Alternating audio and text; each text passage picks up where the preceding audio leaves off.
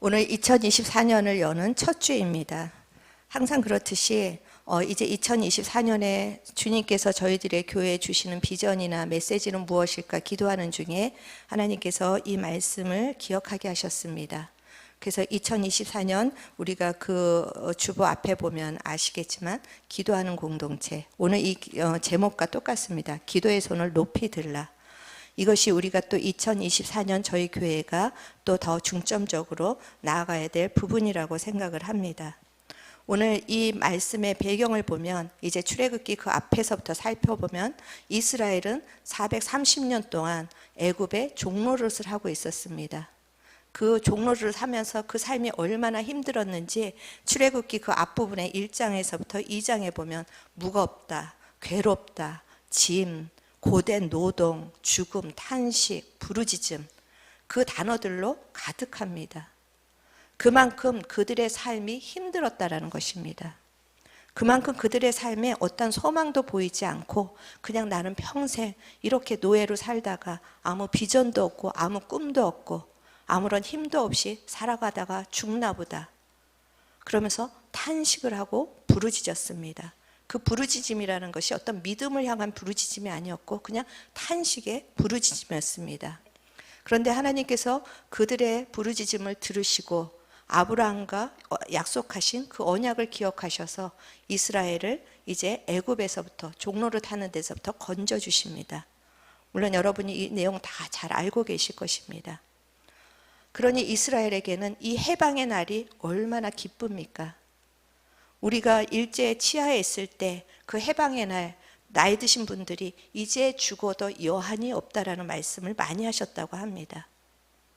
그만큼 내가 이 나라가 없이 살아갔는데 이 해방된 것이 그만큼 죽어도 여한이 없을 정도로 너무나도 기쁜 일이었습니다. 그래서 아마 그들은 꿈을 가지고 이제 그 애굽을 나와서 광야로 향했을 것입니다.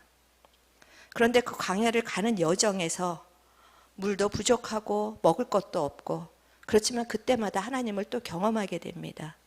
그런데 오늘 이제 출애굽하지 한 1년이 지났는데 갑자기 생각지도 못한 일이 일어났습니다.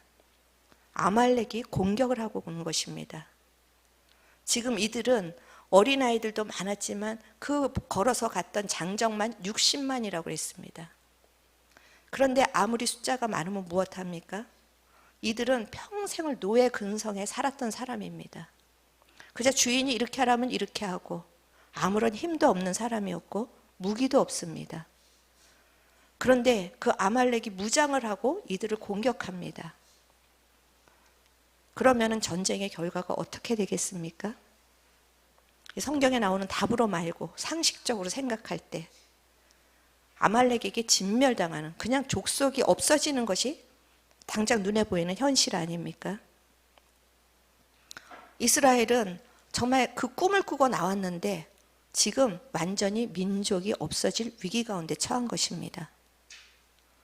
그런데 그 위기 가운데서 우리가 현실적으로 상식적으로는 이들은 이제 없어질 것이다 그렇게 생각하지만 반전이 일어납니다. 이들이 멸절된 것이 아니라 아말렉이 전쟁에 지는 반전이 일어난 것입니다. 물론 성경에서는 이런 반전들의 이야기가 많이 있습니다.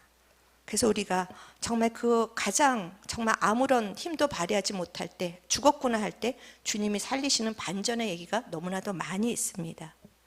그런데 이 반전의 이야기를 14절에 보니까 유독 이것을 기억하고 기념하라고 말씀하고 계십니다. 그 많은 반전의 이야기가 있는데 왜 유독 이 사건에 하나님께서는 이 사건을 기념하고 또 그렇게 기억하라고 명령을 하셨을까요? 그만큼 이 사건이 가지고 있는 의미가 크다라는 것입니다. 하나님이 이 사건을 통하여서 이스라엘에게는 위기 같았지만 이스라엘에게는 이제 소망이 없는 죽음 같았지만 오히려 이 사건을 통하여서 하나님이 우리에게 전해주시는 메시지가 있다는 것입니다. 그래서 하나님께서는 14절에 이 사건을 기록하여서 기념하라고 하고 여호수아의 귀에 외워서 들리라고 하십니다. 여호수아는 그냥 단지 한 사람의 여호수아가 아니라 다음 세대를 이야기합니다. 그러니까 지금 이 아말렉과의 전쟁에서 승리한 이 사건을 다음 세대에게 전하라. 근데 그냥 전하는 게 아니라 귀에 외어 들리게 하라. 원어로 보면 귀에 세워지게 해라. 그러니까는 소위 우리나라 말로 귀에 딱지가 않도록 이야기를 하라는 것입니다. 그리고 하나님께서는 14절에 이 아말렉을 없이하여 천하에서 기억도 못하게 하리라. 그 예언하신 것처럼 아말렉 족속은 지금 현재 기억도 되지 않습니다. 여러분 성경을 읽기 전에 아말렉이라는 그런 민족이 있는 걸 기억하셨습니까? 그런데 아말렉은 몇천 년에 정말 그 소멸되었습니다. 하나님이 예언하신 대로, 선포하신 대로. 그런데 이상한 건 16절입니다. 하나님께서 여호와께서 맹세하시기를 여호와가 아말렉과 더불어 대대로 싸우리라. 아말렉은 없어진다는데 아말렉하고는 대대로 싸우시겠답니다. 그러니까 영원히 세대가 오는 대로 계속해서 싸우시겠답니다. 그러면 이게 무슨 의미입니까? 우리의 눈에 지금 아말렉은 보이지 않는데 아말렉과 내가 대대로 싸우겠다. 이것에서 우리는 지금 아말렉 족속은 눈에 보이지 않지만 눈에 보이지 않는 아말렉은 존재한다라는 것을 알아야 합니다. 여전히 아말렉은 우리를 공격하고 있다는 것입니다. 여전히 아말렉은 구원받은 사람들을 공격하고 있습니다. 그리고 그들을 멸절시키려고 하고 있습니다. 이 아말렉이 어떤 존재인가? 이 아말렉은 에서의 후손입니다. 그런데 아말렉이라는 이 단어 속에 약탈자라는, 그들은 골짜기, 이 아말렉이라는 말이 골짜기에 사는 자인데 골짜기에 살면서 띠를 봐서 사람들을 약탈한다라는 약탈자의 의미를 가지고 있습니다. 그들은 단지 다른 민족의 이 재산을 뺏는 것으로 약탈하는 그런 의미가 아닙니다. 그들이 지금 약탈하고자 하는 것은 하나님의 나라입니다. 신명기 25장 18절에 보면 아말렉은 어떤 존재라고요? 하나님을 두려워하지 않는 존재라고 말씀하고 계십니다.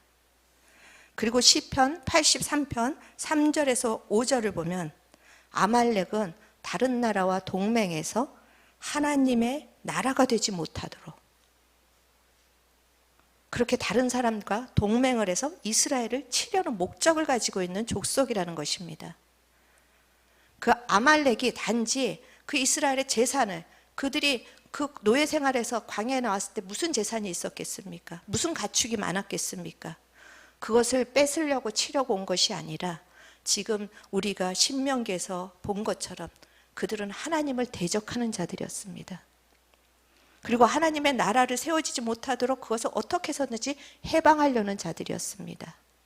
그래서 여러분이 잘 아시는 에스더에서 나오는 하만, 그가 아말렉의 후손입니다. 하만은 이스라엘의 씨를 말리기 위해서 별별 수단을 다 가리지 않고 그렇게 행하는 것입니다. 그렇기 때문에 지금 현재 아말렉은 눈에 보이지 않지만 우리에게 아말렉이 존재해서 여호와께서 대대로 싸우시겠다고 한 것은 우리도 이렇게 우리 안에 하나님의 나라가 세워지지 못하도록 지금도 역사하는 세력이 있다라는 것입니다. 하나님이 이스라엘을 광야를 통해서 가나안을 유업으로 주시려고 하는데 하나님의 유업을 받지 못하도록 우리 안에 그것을 모든 해방하는 영이 있다라는 것입니다. 그래서 이 아말렉, 내 안에 하나님의 나라가 세워지지 못하도록 날마다 끊임없이 나를 공격하는 아말렉이 누구인가를 아는 것이 중요합니다. 하나님께서는 영적 전쟁에서 지금 이 아말렉의 존재를 말씀하시면서 우리가 치러야 될 영적 전쟁의 원리를 우리에게 말씀하고 싶으신 것입니다. 그리고 영적 전쟁할 때 내 힘과 내 의지로 싸우는 것이 아닙니다. 우리가 계속해서 지금 종교와 도덕과 싸우고 있는 게 무엇입니까? 내가 열심히 해야지. 내가 바꿔야지. 이걸로 싸울 수 있는 싸움이 아니라는 것입니다. 자기 힘으로 싸울 수 있는 싸움이 아니라 이 싸움은 하나님이 알려주시는 영적 원리로 싸워야지만 승리할 수 있는 싸움이라는 것을 지금 이 아말렉의 공격의 사건을 통하여서 우리에게 말씀하고 싶으신 것입니다. 그렇기 때문에 이 새해 첫날 왜 우리에게 이 출애굽기의 말씀을 듣게 하시는지, 그리고 2024년 올해 우리의 정말 그 표어를 손을 높이 들어서 정말 그런 아말렉과 승리하는 한 해로 왜 삼기를 원하시는지, 오늘 우리가 이 영적 전쟁의 원리 세 가지를 받으시고 그것을 통해서 승리하시는 2024년 되시기를 주님의 이름으로 축원합니다. 첫 번째, 이제 그 아말렉, 우리가 영적 전쟁에 승리하기 위해서는 아말렉에게 틈을 내어주면 안 됩니다. 지금 아말렉이 공격한 시점을 이 8절에서는 그때라고 이야기를 하고 있습니다. 그때. 그럼 이 그때라는 게 어떤 때겠습니까? 우리가 앞에 사건을 봐야지요. 그럼 17장 1절에서부터 나오는 사건이 있은 후에라는 뜻입니다. 그때. 근데 그 앞에 있는 사건이 무슨 사건이냐? 물이 없어서 원망하고 불평하는 사건입니다. 이들은 이미 이전에 물이 없을 때 그 반석에서 물을 내시는 마라의 쓴물을 단물로 해서 마시게 하신 주님을 경험했습니다. 그리고 먹을 것이 없을 때 만나를 경험했습니다. 그리고 만나로는 지겹다, 메추라기를, 고기를 달라 그랬을 때 하늘에서 메추라기가 쏟아지는 것을 이미 경험했습니다. 하나님의 능력을 경험했고 하나님의 기적을 경험했습니다. 그런데 물이 없자 또다시 이들이 원망하기 시작했습니다. 바로 전에 경험한 하나님의 은혜는 잊어버렸습니다. 그 전에 역사하신 하나님의 능력은 간 것 없고, 이들은 그 하나님이 심지어는 우리가 17장 7절에 보면은 이렇게 합니다. 하나님이 계신가 안 계신가 이들이 시험을 했다라는 것입니다. 여러분, 이 모습이 익숙하지 않으십니까? 별로 동의 안 하시는데 저는 너무나 익숙합니다. 저에게서 익숙하고 우리 성도님들이 하시는 이 신앙의 여정을 보면 너무나 익숙합니다. 어저께 은혜를 받았다고 하는데 오늘 또 문제 앞에서 하나님이 나를 사랑하시냐 안 하시냐, 나를 거절하셨다 이러면 하나님이 계신가 안 계신가 날마다 흔들립니다. 그리고 하나님이 계시면 이렇게 하실 수 없다 날마다 원망하고 불평합니다. 우리 안에 그 하나님의 나라로 전진하지 못하도록 날마다 우리를 공격하는 이 아말렉이 있다라는 것을 우리가 인정하셔야 합니다. 나는 영적으로 강하다. 그렇지 않습니다. 바울이 선줄로 생각한 자는 넘어질까 조심하라. 사실은 은혜 받을 때가 오히려 더 공격을 받기가 쉬울 때입니다. 왜냐하면 은혜 받을 때 사람은 교만해지기 때문입니다. 그래서 이 아말렉을 우리가 먼저 알아야 아말렉에게 내 마음을 열어주지 않습니다. 옛날에 이런 소리가 있었습니다. 상위 군인이 있었는데 그 목발을 짚고 다리가 이제 6.25의 월남전에 참전하고 그래서 다리를 잃고 이제 상위 군인이 이렇게 목발을 짚고 다니다가 그때 당시에는 집집마다 돌아다니면서 구걸을 했습니다. 그런데 누구세요 하고 문을 열면은 딱 목발을 거기 문에다 건다고 합니다. 그래서 그냥 들어가는 겁니다. 그렇듯이 우리가 아말렉에게 누구세요 하는 순간 그 아말렉은 우리의 삶 속에 침투해 들어옵니다. 우리가 그 영적 전쟁의 한복판에 있다라는 것을 우리는 날마다 인식하고 아말렉에게 틈을 주면 안 됩니다. 아말렉이 공격하는 사람, 그 사람을 신명기 25장 18절에서는 이렇게 얘기합니다. 그 앞부분에 누구를 공격한다고 합니까? 피곤한 자, 뒤로 처져서 약한 자.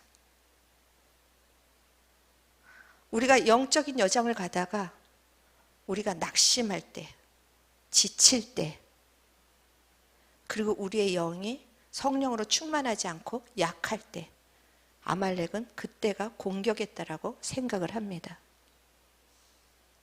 물론 우리가 신앙생활을 하다가 당연히 지칩니다.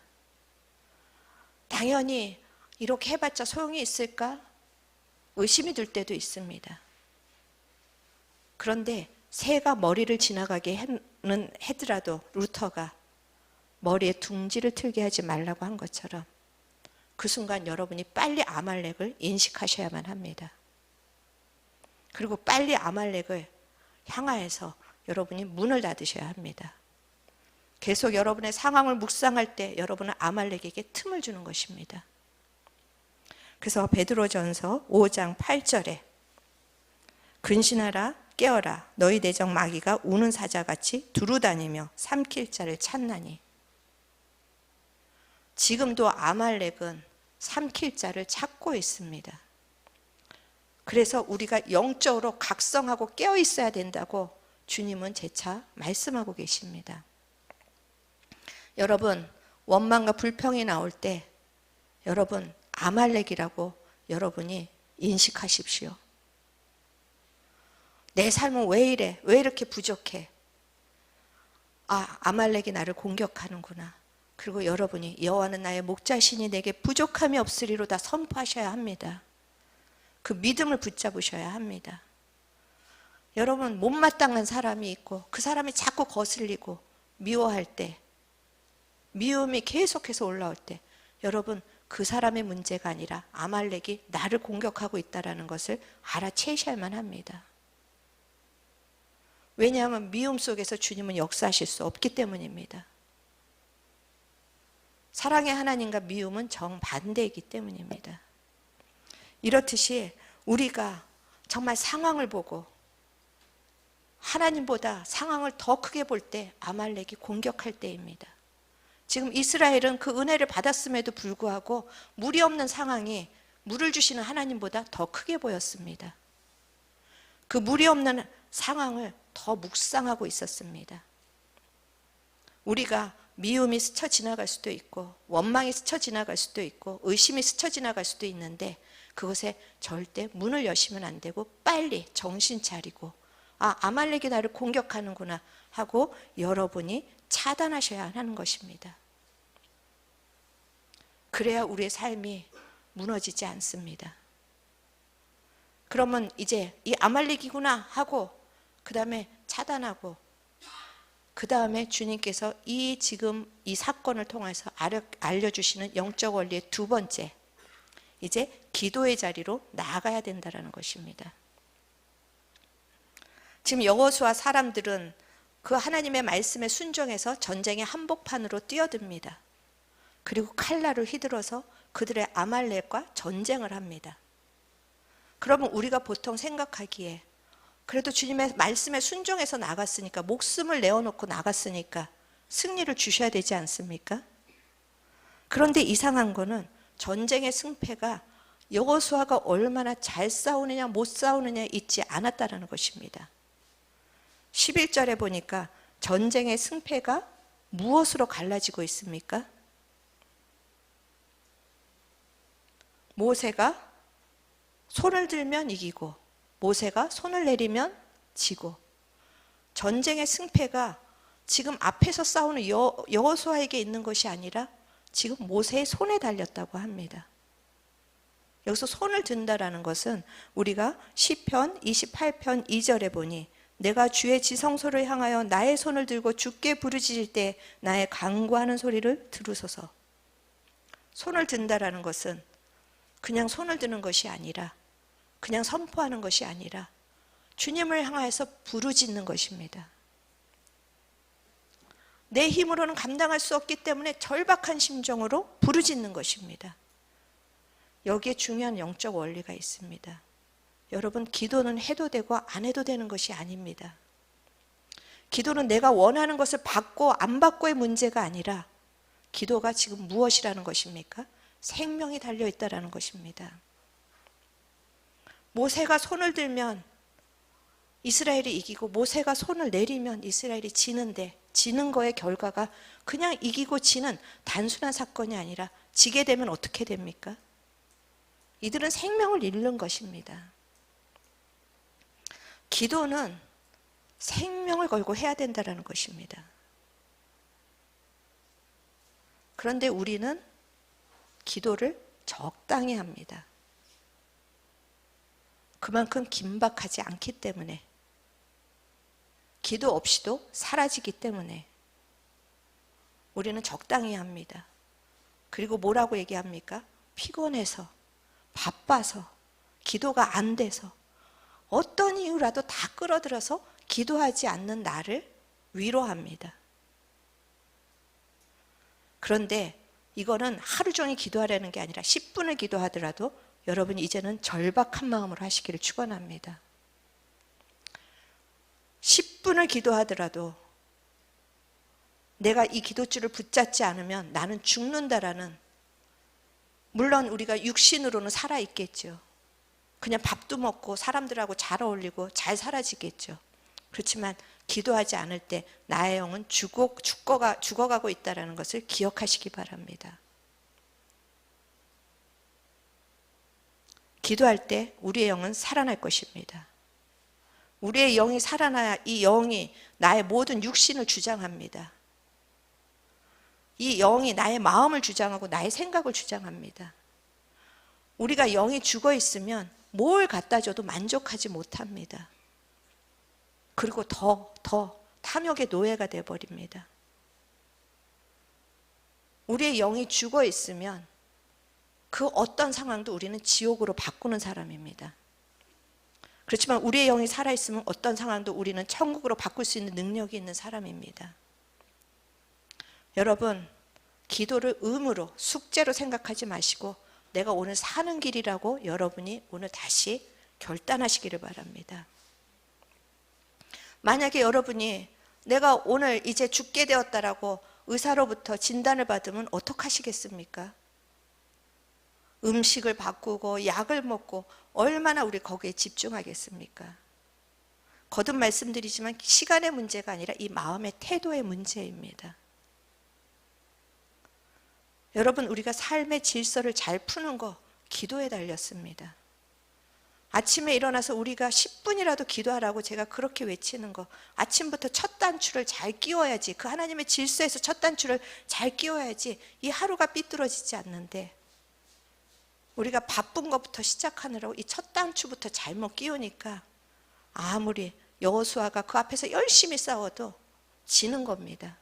기도의 손이 내려졌기 때문에 열심히 현장에서 싸우는데 지는 겁니다. 열심히 싸우셔야 합니다. 그렇지만 기도로 여러분이 돌파하시기를 바랍니다. 그래서 기도로 돌파할 때 여러분이 싸우는 것들이 이제 하나님의 능력이 돼야 합니다. 여러분, 염려하는 시간에 기도하십시오. 두려워하는 시간에 기도하십시오. 원망하는 시간에 사람에게 쏟아내지 말고 기도하십시오. 지금 모세는 이제 내가 나아가서 기도하리라 할 때 9절에서 모세가 내가 나가서 산꼭대기에 서리라 할 때 그는 손에 무엇을 잡았습니까? 하나님의 지팡이를 잡았습니다. 이 하나님의 지팡이는 양을 몰 때 가졌던 목자의 지팡이입니다. 모세는 여러분이 알다시피 왕자였습니다. 왕궁에 있었습니다. 왕궁에 있을 때 그의 손에는 뭐가 있었겠습니까? 반지, 화려한 반지가 있었을 것이고, 그의 손으로 뭔가 이렇게 한 번만 손짓을 해도 사람들이 그 앞에서 무릎을 꿇었을 것입니다. 그런데 그가 하루아침에 광야에서 목동의 신분이 되었을 때 그에 들려진 지팡이가 능력의 지팡이였겠습니까? 상처의 지팡이였습니다. 실패의 지팡이였습니다. 그런데 모세가 하나님으로부터 부름을 받는 그 순간에 그의 지팡이는 하나님의 지팡이가 되었습니다. 하나님이 함께 하시고 하나님의 능력을 정말 나타내시는 지팡이가 되었습니다. 사랑하는 성도 여러분, 우리는 모세와 같이 부름을 받은 자들입니다. 우리의 상처, 열등감 이미 하나님의 지팡이로 주셨습니다. 어떤 것들도 우리의 앞길을 막을 수가 없습니다. 우리는 그 지팡이를 들고 기도하면 승리를 경험할 것입니다. 하나님의 능력을 경험할 것입니다.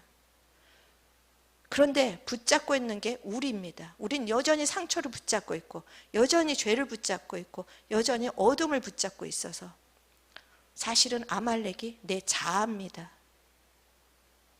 내가 붙잡고 있으니 하나님의 지팡이가 되지 않고 나의 지팡이가 되는 것입니다.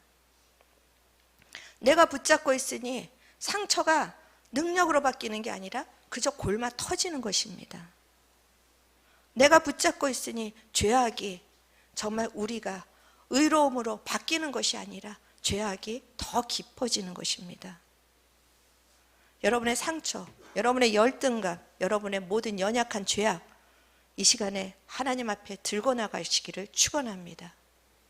그리고 거기서 주님이 어떻게 하실지 기대하시기를 바랍니다. 2024년 모세와 같이 내가 하나님의 지팡이를 들고 산꼭대기에 서리라.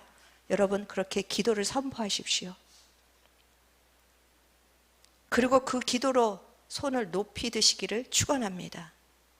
그래서 여러분의 모든 삶에 가지고 있는 문제 속에서 하나님의 하나님 되심을 경험하시고 그 하나님의 승리케 하심을 경험하시는 복된 성도들이 되기를 축원합니다. 그런데 사실 이렇게 결단한다고 여러분 기도가 잘 됩니까? 너무 그동안은 가만히 계시다가 잘 되십니까? 하니까 그 순간에 너무 확실하게 아니라고 대답을 하십니다. 이렇게 우리가 기도를 선포하고 나가지만 날마다 또 결단하지만 기도가 쉬운 일이 아닙니다. 그래서 모세도 손이 내려온 것입니다. 모세는 내가 하나님의 지팡이를 들고 산꼭대기에 서리라 그렇게 결단했지만 그도 조금 지나자 힘이 들어서 손이 내려옵니다. 그도 기도해야 된다는 걸 알고 있습니다. 뻔히 보입니다. 자기가 손을 올리면 이기고 자기가 손을 내리면 지는 게 뻔히 보이는데 그냥 어쩔 수 없는 한계 속에서 계속 손이 내려오는 것입니다. 그런데 그때 누가 등장합니까?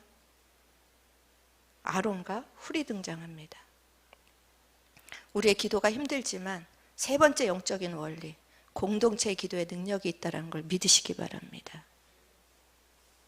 나 혼자는 기도에 실패할 수 있습니다. 아무리 뛰어난 모세라도 그가 육신의 한계를 뛰어넘지 못하고 그도 영적인 한계를 뛰어넘지 못하는 사람입니다. 그때 아론과 훌이 붙잡아져서 이 전쟁은 승리할 수가 있는 거였습니다. 갈수록 공동체에 대한 인식들이 흐려지고 있습니다. 인터넷으로 나 혼자 예배 드리면 되지. 그냥 혼자 기도하면 되지. 그렇지만 우리가 사도행전의 역사를 한번 보시기를 바랍니다. 사도행전은 우리 너무 부러워합니다. 교회가 능력 있는 교회, 기적이 나타나는 교회. 그런데 그 사도행전이 처음에 무엇으로 시작했는지 기억하십니까? 공동체가 함께 모여서 기도하는 것으로 시작합니다. 오순절 성령 강림은 한 사람 한 사람에게 임하지 않았습니다. 교회가 모여서 함께 기도할 때 언제 오실지 모르지만 그 성령님의 약속하심을 바라보면서 주님이 너희가 내가 성령을 보낼 때까지 이 성에 머물러 기도하라. 그 말씀을 바라보면서 약속을 바라보면서 함께 기도할 때 어느 날 오순절에 성령의 강림을 체험한 것입니다. 공동체가 함께 기도할 때 베드로의 옥문이 열린 것입니다. 하나님께서는 혼자 기도하는 것이 얼마나 약한지 아시고 얼마나 무너지기 쉬운지 아시기 때문에 공동체를 허락하시고 교회를 허락하신 것입니다. 그래서 자꾸 기도의 자리로 부른다고 자꾸 왜 우리 교회는 이렇게 기도의 자리로 부르냐 하지 마시고 이것이 여러분을 살리는 안전장치입니다. 기도의 체험이 없습니까? 더 기도의 자리로 나오십시오.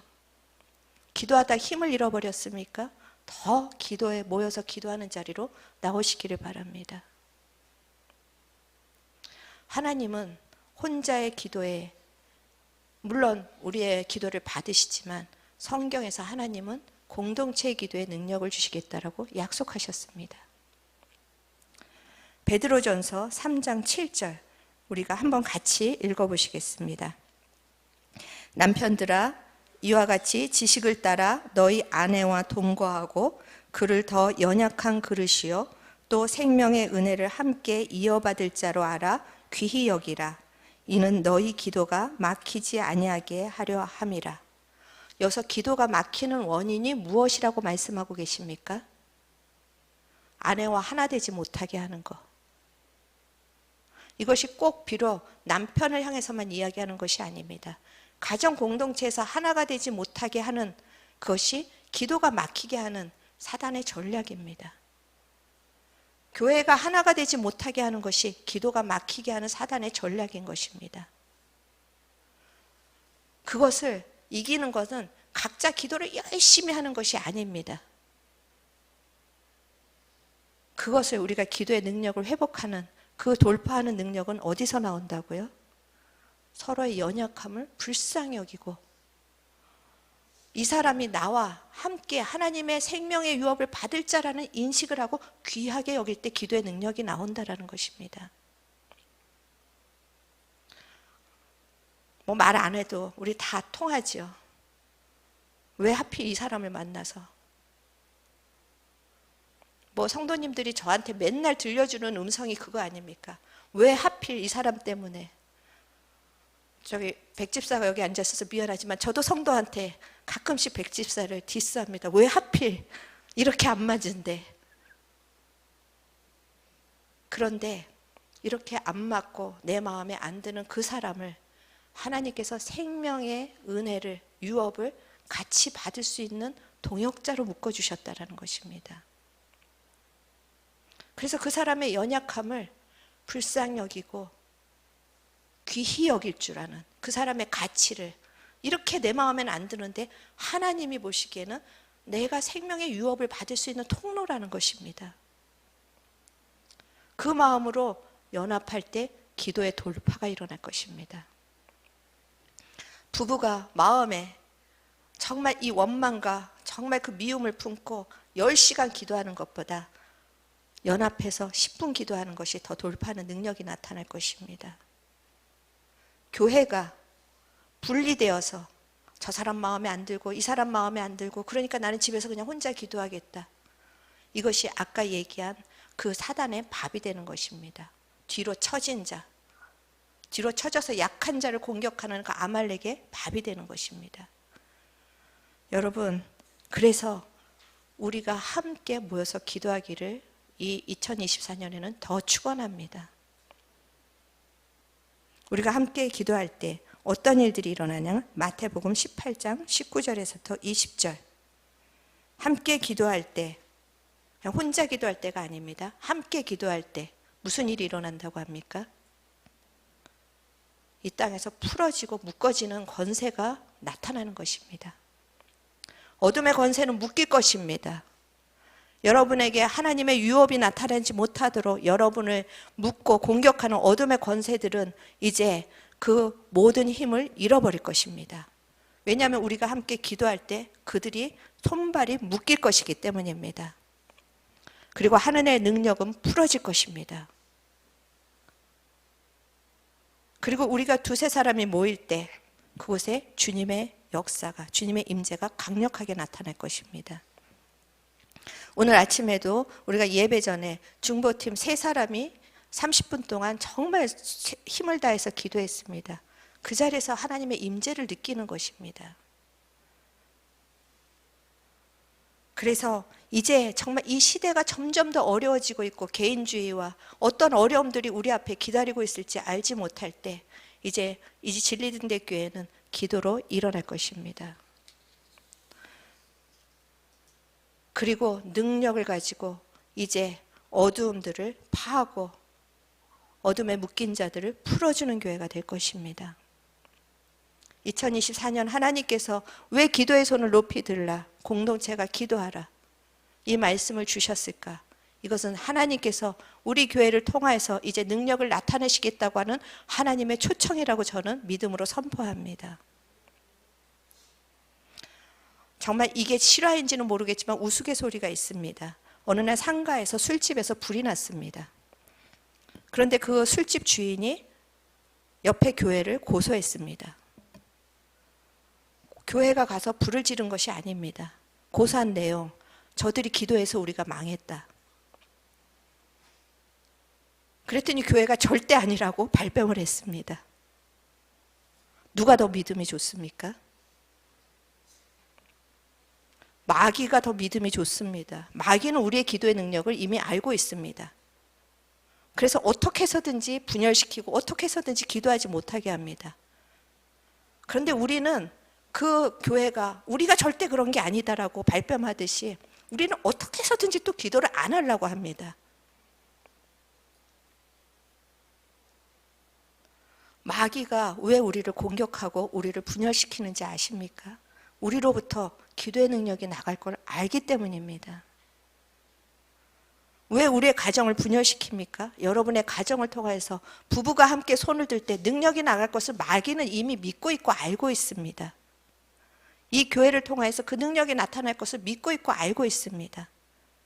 그래서 어떻게 해서든지 역사를 하고 있는데 우리는 영적으로 무감각해서 당하고 있다는 것입니다.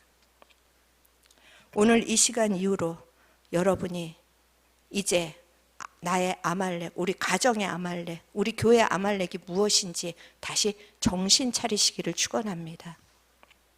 마태복음 26장 41절 예수님께서 너희가 시험에 들지 않게 깨어 기도하라. 이 말을 거꾸로 하면 무슨 말입니까? 기도하지 않으면 시험에 든다라는 것입니다.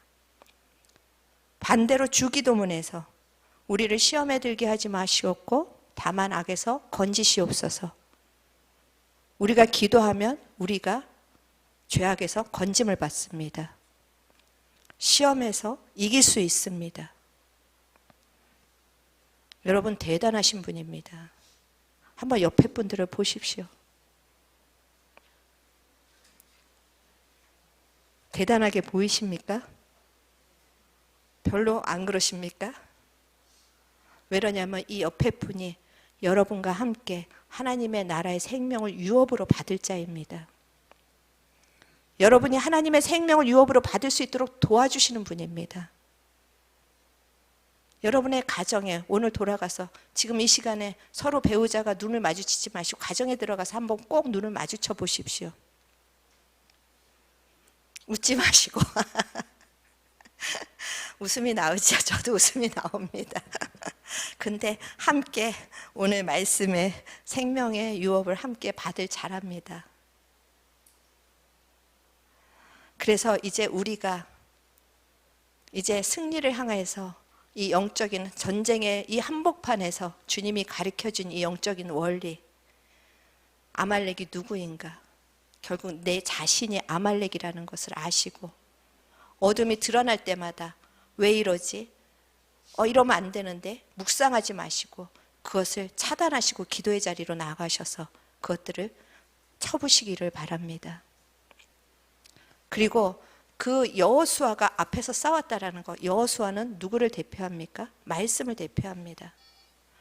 여호수아에게 승리의 비결, 그 말씀이 내 입에서 떠나지 말게 하며 여러분 기도할 때 말씀 붙잡고 기도하시기를 축원합니다. 계속해서 우리가 그거 훈련하고 있는데 자기의 감정으로 기도하는 거 이제 그만하십시다. 그냥 하나님이 이렇게 말씀하셨다 그 느낌 미혹되기 너무 쉽습니다. 말씀 한마디 한마디 붙잡고 기도할 때 그 말씀은 우리 삶 속에 반드시 역사할 것입니다. 말씀대로 여러분의 삶은 지어져 갈 것입니다. 그리고 내가 기도의 자리, 그 말씀대로 기도하는데도 보이지 않고 눈에 보이지 않고 귀에 들리지 않지만 그래도 그나마 여러분이 이렇게 말씀 붙잡고 기도했기 때문에 여기까지 오신 것입니다. 지금 당장 나에게 느껴지지 않아도 들리지 않아도 우리가 계속 말씀을 붙잡고 기도의 자리를 지킬 때 결국 그것이 우리에게 승리를 가져다 줄 것입니다. 그래서 이제 우리는 여호와 니시, 승리의 깃발이란 뜻입니다. 그 승리의 깃발을 붙잡고 이제는 기도하는 것으로 일어설 것입니다. 예수님께서 이미 여호와 니시 깃발이 되셔서 십자가에서 죽으시고 우리에게 승리를 주셨습니다. 이제 2024년 우리 함께 이 승리의 깃발을 높이 들고 함께 일어나시는 여러분의 가정 또 이 진리등대교회를 되기를 주님의 이름으로 축원합니다.